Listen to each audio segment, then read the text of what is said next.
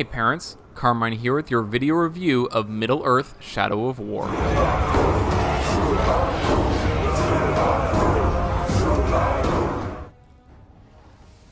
Shadow of War takes the best part about its predecessor and adds a ton of extra elements to it. In this game you play as Talion in a world very loosely based off of The Lord of the Rings.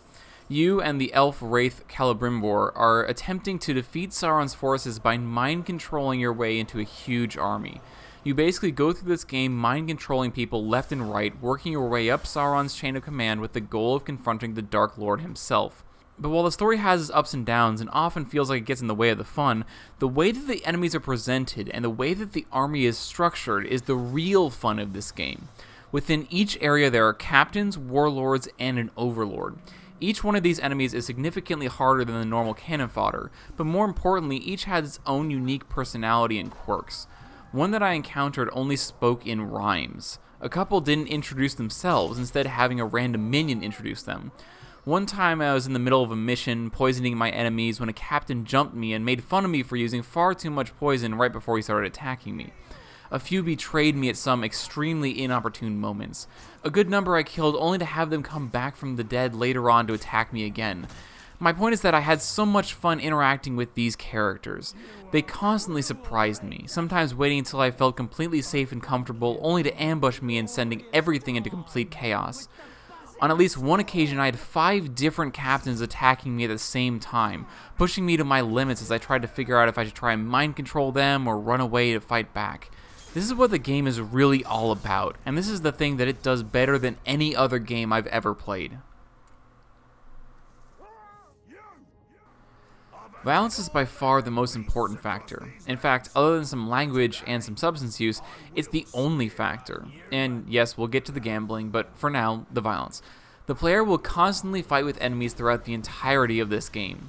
While in games like Assassin's Creed, the mechanics make it difficult to focus on the effects of the violence on any one particular enemy, Shadow of War focuses in on some of the more brutal elements of combat. For example, draining an enemy enough causes their head to explode into a brief shower of blood and bits. Enemies can be and are frequently stabbed, slashed, lit on fire, and poisoned.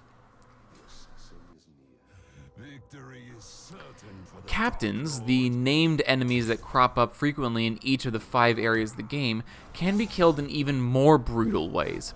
The most obvious of these for me was either the slashing limbs clean off, or the cleaving an enemy clean through the middle, creating 2 neatly separated halves. But there are a wide variety of very violent and brutal ways to kill enemies. Boss, that bloke you recruited is a sneaky bastard. He'd make a top backstabber. What you want to do? Language is included in the game, but for the most part it's pretty minor and not common at all. Over the course of a few dozen hours of gameplay, I noticed mature language in a small handful of instances. If you're okay with the violence, the language shouldn't be an issue either. Oh, also, the orcs frequently talk about drinking grog, and the player can poison this grog, but while it is commonly discussed, there isn't actually any drinking that I saw. So now we get to the gambling. If you don't know what a loot crate is, I'll explain it with an analogy. Let's say you go to the carnival. You pay $60 to get into the carnival. It's a pricey ticket, but hey, you've heard this is a great carnival and all your friends are inside riding the rides and having a good time, so you pony up and head on in. Once you get in, you find out that this carnival is actually pretty huge, Disneyland huge, and your friends are already way in the back of the park enjoying the best rides. Now, you could walk over to them, but it's gonna take a while. Or you could pay some extra money at the front of the gate on some games of chance. The best prize you can win is a trip on a shuttle that takes you much closer to where your friends are hanging out in a much shorter time. Some people around you wonder why anyone would bother to pay extra money for the chance of skipping most of the park. After all, aren't you here to enjoy the experience offered by the entire park? But you're here for your friends, and so you use your real money to buy some tokens and head off to the games. Once you get there, you sink $5 into the games. The good news is, you always win a prize. The bad news is, none of the prizes you win are the shuttle ride that you want. You continue to sink dollar after dollar, token after token into these games, hoping to win the shuttle prize. You rack up tons of low-level prizes, including a bunch of duplicate prizes, and you even get a few really good prizes, or 1 or 2 extremely good prizes. But while those are kind of cool, they're not the prize you're looking for. This is the system behind loot crates. They're relatively simple, and at least on the surface, they're very benign. After all, everyone's a winner.